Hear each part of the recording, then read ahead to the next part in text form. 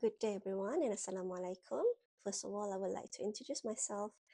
I'm Dr. Khairul Fairuz Azman from the Department of Physiology, School of Medical Sciences, University of Science Malaysia. Right, so in this video, we are going to talk about renal physiology, specifically the structure of the nephron, its blood supply, and one of the most important function of the kidney, which is glomerular filtration. So by the end of this video, you should understand the structure of the nephron, renal blood supply, or how blood flows through the kidney. And you should also know how glomerular filtration occurs in the kidney, as well as glomerular filtration rate, or GFR.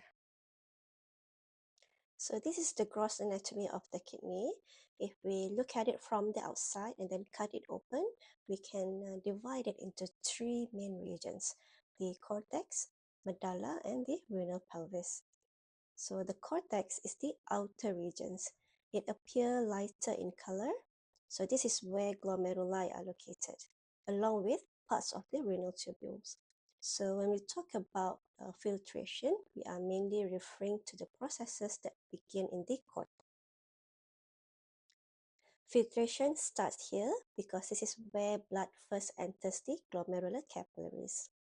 So moving inwards, we have the medulla. So these regions appear darker and is organized into renal pyramids.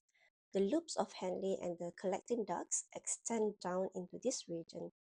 The medulla plays a key role in concentrating urine because it maintains a gradient of osmolarity that allows water to be reabsorbed when needed. And at the center, we have the renal pelvis. So this is not involved in filtration or reabsorption. Instead, it acts as a collecting chamber. So urine formed in the nephrons drains into minor calyces, then major calyces, and finally into the renal pelvis before flowing into the ureter. So at the gross level, cortex is where filtration begins, the medulla is where concentration is established, and the renal pelvis is where urine is collected before leaving the kidney. Okay, now we zoom into the functional unit of the kidney, which is the nephron. So each kidney contains about 1 to 1.2 million nephron per kidney. But this number is highest in early adulthood and gradually decreases with age, especially after around 40 to 45 years old. So as nephron number declines, the overall functional reserve of the kidney also decreases. So that is one reason kidney function tends to decline gradually with aging, even in otherwise healthy individuals. So each nephron has two main components, the renal corpuscle and the renal tubules. The renal corpuscle is where filtration takes place. So this is the starting point of urine formation. And then the renal tubule modifies the filtrates. It reabsorbs substances that the body needs and secretes others that needs to be removed. So you can think of the nephron as having two main steps. First, filtration at the corpuscle. Second, processing and adjustment along the tubule. Alright, so now let's take a look at each of these structures in more detail. Okay, let us first focus on the renal corpuscle. The renal corpuscle consists of two main parts, the glomerulus and the Bowman's capsules. The glomerulus is a tub of capillaries. What makes it unique is that it is connected to two arterioles. Blood enters the glomerular capillaries through the afferent arterioles and leaves through the efferent arteriole. So this arrangement helps maintain a relatively high pressure within the glomerulus, which is necessary for filtration. And surrounding the glomerulus is Bowman's capsule. Bowman's capsule, it has two layers, an outer parietal layer and an inner visceral layer. The visceral layer is made up of specialized cells called podocytes. So these podocytes form part of the filtration barrier, and it plays a key role in determining what can pass into the filtrate. So this entire structure is the site of filtration. So as blood flows through the glomerular capillaries, part of the plasma is filtered across the filtration membrane, into the space between the two layers of Bowman's capsule. So this space is called Bowman's space. The fluid that collects there is the glomerular filtrate. So from Bowman's space, the filtrate flows into the renal tubule for further processing. The portion of blood that is not filtered continues out of the glomerulus through the efferent arteriole. So in summary, the renal corpuscle is the starting point of urine formation. Blood enters, and then plasma is filtered, filtrate enters the tubule, and the remaining blood exits to continue to the systemic circulation. So after filtration occurs in the renal corpuscle, the filtrate enters the renal tubule. The first segment it enters is the proximal tubule. So the proximal tubule has two parts, a coiled segment called the proximal convoluted tubule, followed by a straight segment known as the proximal straight tubule. So most of this segment lies within the renal cortex. So functionally, the proximal tubule is extremely important. This is where bulk reabsorption takes place. About 2/3 of the filtered water and sodium are reabsorbed here. And almost all filtered glucose and amino acids are reabsorbed here as well under normal conditions.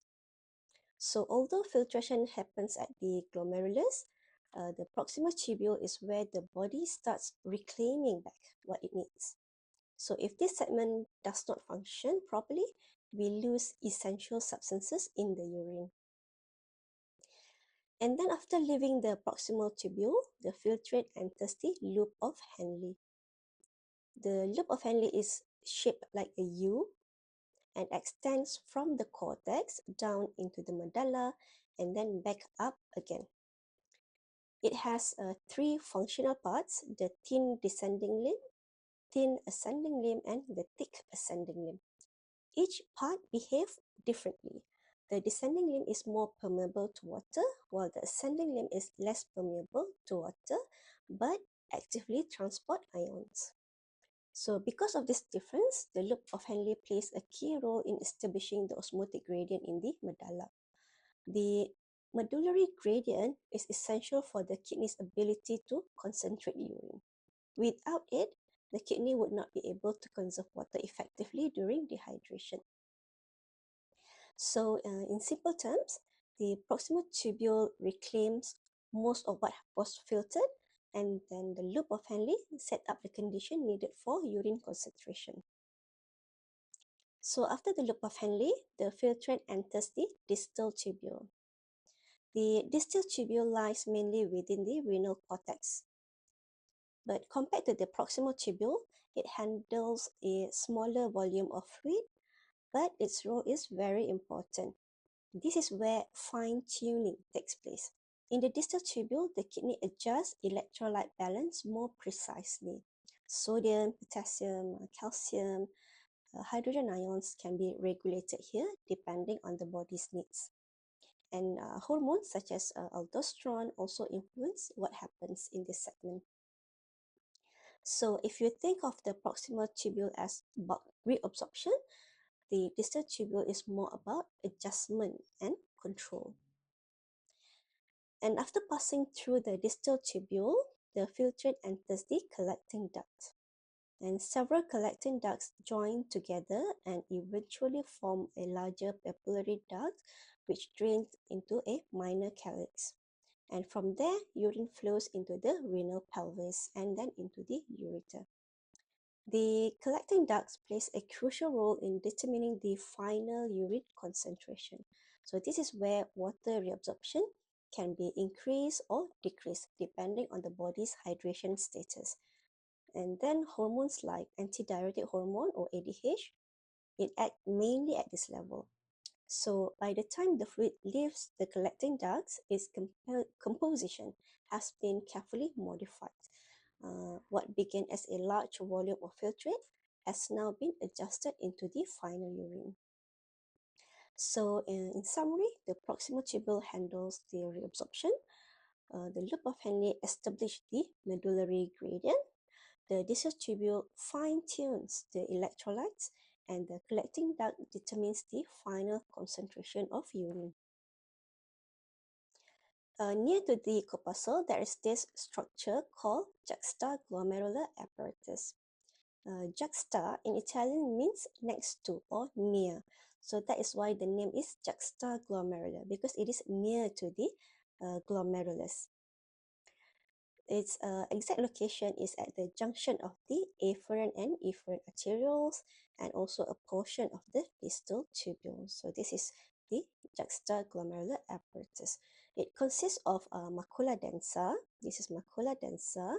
It acts as sodium sensors in the tubular fluid. And then there is extraglomerular mesangial cells, which help hold the structure of the apparatus, and also juxtaglomerular cells. This is juxtaglomerular cells, whereby the function is to secrete renin, which is a type of hormone. But although this apparatus is relatively small, but it plays a very important role. It helps regulate the function of each nephron. There are actually two types of nephron, cortical and juxtamedullary. About 85% of all nephrons are cortical nephrons, right? These are located mainly in the outer part of the cortex. Their loop of Henle are relatively short and do not extend very deep into the medulla. So cortical nephrons are primarily involved in routine filtration and reabsorption. They filter plasma and reabsorb essential substances like water, glucose, and electrolytes. The remaining 15% are juxtamedullary nephrons. They are located near the junction between the cortex and the medulla. So what makes them special is their long loop of Henle, which extend deep into the medulla. The structural difference from the cortical nephron is very important. The long loop of Henle allow the juxtamedullary nephron to create and maintain the osmotic gradient in the medulla. The gradient is what enables the kidney to concentrate urine when necessary, especially during dehydration. Alright, so although juxtamedullary nephrons are fewer in number, they play a crucial role in water conservation and urine concentration. So basically, cortical nephron carry out most of the filtration, while juxtamedullary nephrons are essential for concentrating urine and maintaining water balance. Okay, now we move on to the renal blood supply. The kidney receives about 20 to 25% of resting cardiac output. So that is a very large proportion of blood flow for a relatively small organ. So why does the kidney need so much blood? Because its primary role is to filter plasma continuously. So high blood flow ensures that large volumes of plasma are delivered to the glomeruli for filtration. So this allows efficient removal of waste products and also tight regulation of fluid and electrolyte balance. So now let us trace the path of blood through the kidney. So blood leaves the abdominal aorta and enters the kidney through the renal artery. And inside the kidney, the renal artery branches into segmental artery and then into interlobar artery, which runs between the renal pyramids. And then these then branch into arcuate arteries, which arch along the boundary between the cortex and medulla.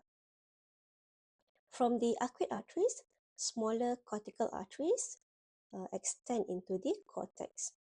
And from there, blood enters the afferent arteriole of each nephron. The afferent arteriole delivers blood into the glomerular capillaries where filtration occurs. And then after filtration, blood leaves the glomerulus through the efferent arteriole. So this is important. Instead of draining into a vein immediately, it goes into another capillary network.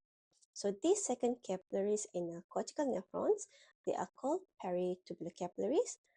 In juxtamedullary nephrons, they are called vasa recta. So these capillaries are mainly involved in reabsorption. So after passing through these capillary networks, blood drains into cortical radiate vein, then into arcuate veins, interlobar vein, and finally into the renal vein. And then the renal vein then returns the blood to the inferior vena cava and back to the heart. So the kidney has a unique arrangement. Blood passes through two capillary beds in series, first for filtration and then for reabsorption before returning to the systemic circulation. In most parts of the body, blood flows from an arteriole into a capillary bed and then directly into a venule. That is the usual pattern. But in the kidney, it is different.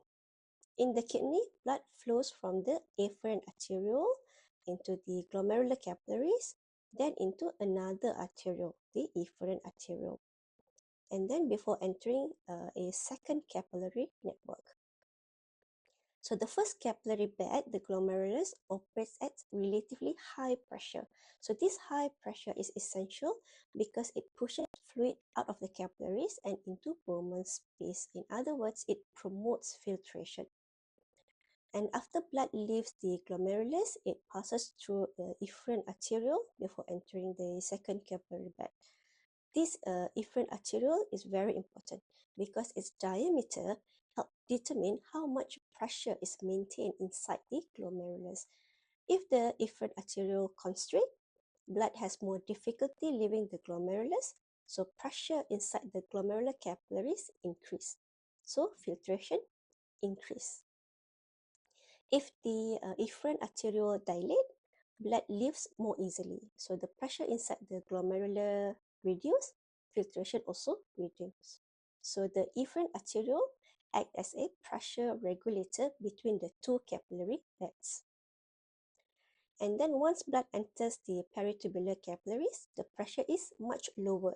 So this low pressure promotes reabsorption. So fluids and solutes that were filtered into the tubules can now move back into the bloodstream. So the arrangement is not accidental. It is designed so that the first capillary bed promotes filtration and the second capillary bed promotes reabsorption. And the efferent arteriole helps control the balance between the two. So this double capillary system is unique to the kidney. Okay, now that we understand the structure and blood supply, let us focus on filtration itself. So glomerular filtration is the very first step in urine formation. It is the point where blood and urine pathways begin to separate. So as blood flows through the glomerular capillaries, part of the plasma is pushed across the filtration membrane and into Bowman's space. What is being filtered is not whole blood. Red blood cell, white blood cells, and platelets remain inside the capillaries. And large plasma proteins are also mostly retained in the blood. What crosses Bowman's space is mainly water and small dissolved substances. So the fluid that collects there is called the glomerular filtrate. At this stage, the filtrate is quite similar to plasma in terms of small solutes. It contains water, sodium, potassium, chloride, glucose, amino acids, urea, and many other small solutes. The key difference is that it contains almost no proteins and no blood cells. So you can think of glomerular filtration as producing a protein-free plasma.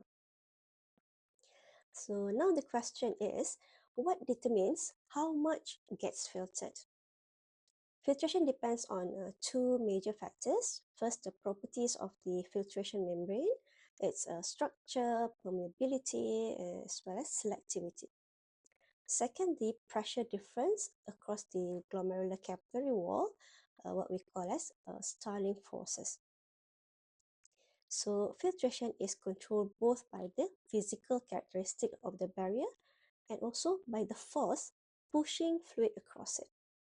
Alright, so let's look at closely at these two factors. Now let's take a look at the filtration membrane. The filtration membrane has three distinct layers, and each layer plays a role in determining what can pass from the blood into Bowman's space. The first layer is the fenestrated capillary endothelium. So these endothelial cells have small pores or fenestrations.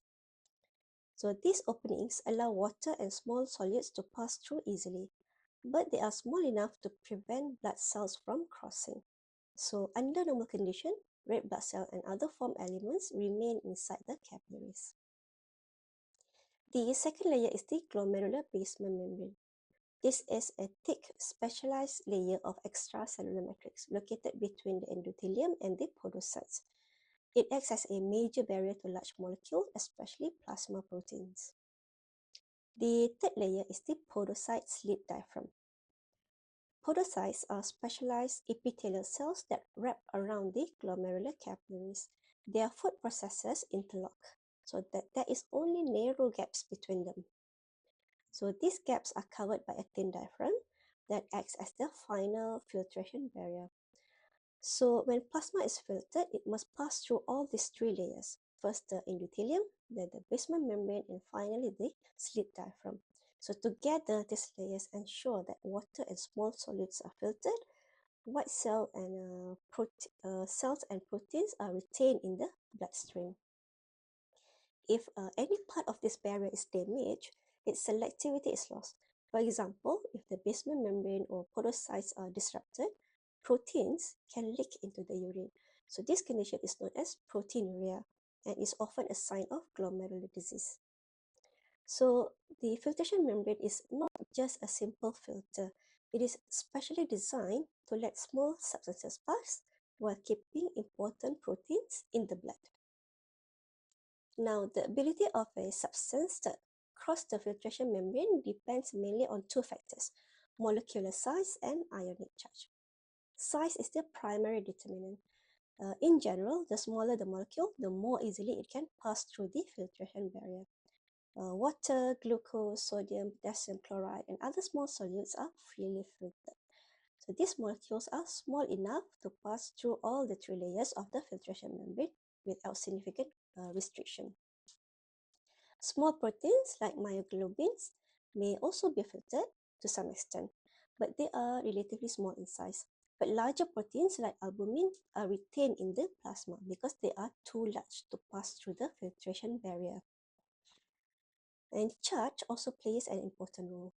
The filtration membrane, especially the basement membrane and podocyte layer, carries a negative charge. Many plasma proteins, including albumin, are also negatively charged. So because they are both negative and negative, so they repel each other. This ionic charge and so they are less likely to cross the membrane.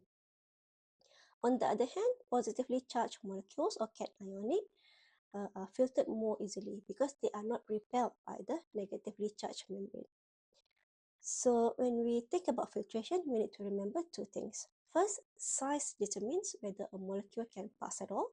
And secondly, charge influences how easily it passes. So both factors work together to ensure that useful small solids are filtered while large and important proteins are retained in the bloodstream. Aside from the filtration membrane, glomerular filtration also depend on pressure differences.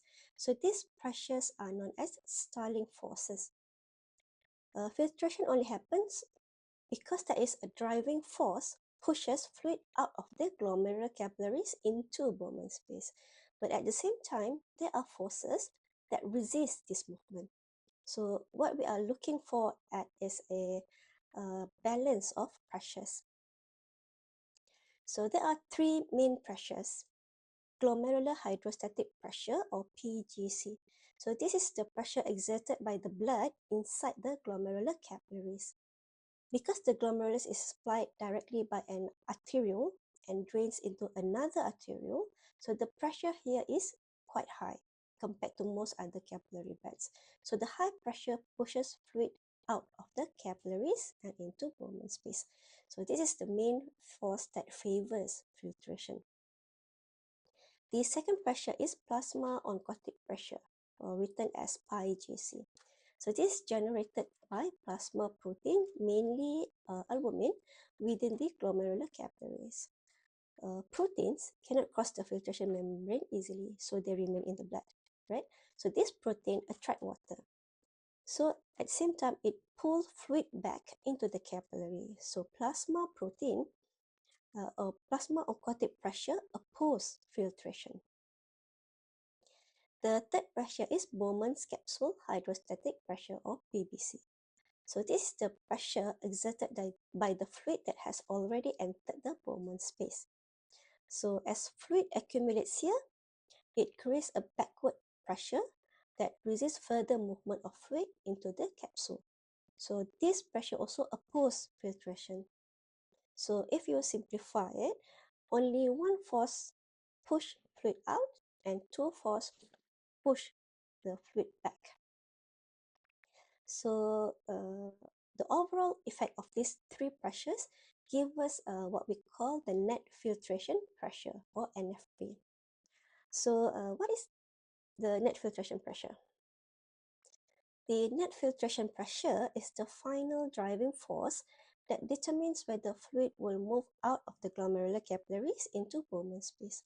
So mathematically, it is calculated as glomerular hydrostatic pressure minus the sum of plasma oncotic pressure and Bowman's capsule pressure. So glomerular hydrostatic pressure is approximately 60 millimeter mercury. Plasma oncotic pressure is about 32 millimeter mercury, and Bowman's capsule pressure is about 18 millimeter mercury. So using this equation, the net filtration pressure is roughly about 10 millimeter mercury. So even though 10 millimeter mercury sounds small, but remember that the glomerular capillaries have a large surface area, so that is why a small pressure can still produce a high filtration rate. Now let us talk about glomerular filtration rate or GFR. So GFR refers to the total volume of filtrate formed by all the glomeruli in both kidneys per minute. In simple terms, it tells us how much plasma is being filtered by the kidneys every minute. In a healthy adult, GFR is about 125 milliliter per minute. And if you calculate that over 24 hours, that comes up to roughly about 180 liter per day. Now, think about that number for a moment. We filter about 180 liters of fluid every day, but we only produce about 1 to 2 liters of urine. So what happens to the rest? More than 99% of the filtered fluid is reabsorbed along the renal tubules. So this tells us how important tubular reabsorption is. Filtration is just the first step. Most of what is filtered is actually taken back into the body as needed. GFR is slightly higher in males compared to females, and it is influenced by body size. A larger individual with a larger body surface area may have a slightly higher GFR because there is more tissue to supply and more metabolic waste to handle. Now, why is it important to maintain a relatively stable GFR? If GFR increases too much, fluid moves too quickly across the nephron. So the tubule may not have enough time to reabsorb water and essential solids properly. So this can lead to excessive loss of substances that the body actually needs. And on the other hand, if GFR decreases too much, filtration becomes insufficient. Waste product like urea and creatinine will begin to accumulate in the blood. So that is when we start seeing signs of renal impairment. So maintaining a stable GFR is crucial for maintaining fluid balance, electrolyte balance, and also removal of metabolic waste. So in other words, GFR is one of the key indicators of overall kidney function. And clinically, when we assess kidney function, what we are really estimating is GFR. A reduced GFR often signs early kidney disease even before symptoms appear. So GFR is not just a number, it is a reflection of how effectively the kidneys are filtering plasma and maintaining the internal balance. Okay, now that we understand what GFR is, the next question is what determines it? GFR depends on two main factors, the net filtration pressure and the filtration coefficient. We have already discussed the net filtration pressure. It is determined by the three Starling forces: glomerular hydrostatic pressure, plasma oncotic pressure, and Bowman's capsule pressure. So that tells us how strong the driving force for filtration is. The second factor is the filtration coefficient, or Kf. So what exactly is Kf? It reflects the physical properties of the filtration barrier, which is the three layers of the filtration membrane. It depends on two things: the hydraulic conductivity of the membrane, which means how easily water can pass through it, and the surface area available for filtration. In simple terms, Kf tells us how permeable the membrane is and how large the filtering surface is. The normal value of Kf is about 12.5 milliliter per minute per millimeter mercury. If Kf increases, that means more fluid can pass through the membrane. So GFR increase. And vice versa, if Kf decrease, filtration becomes less efficient, so GFR decrease. So if we put it together, GFR depends on two things.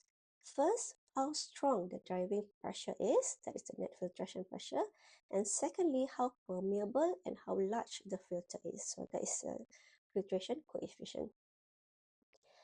Anything that changes the pressure inside the glomerulus or alters the structure of the filtration membrane will ultimately change GFR value. For example, changes in blood flow can alter glomerular hydrostatic pressure, or damage to the filtration membrane, such as in glomerular disease, can reduce surface area or alter the permeability of the membrane. So both of these situations can affect GFR. So when we talk about changes in GFR, we are really talking about changes in pressure, structure, or both. So, okay, that brings us to the end of this lesson.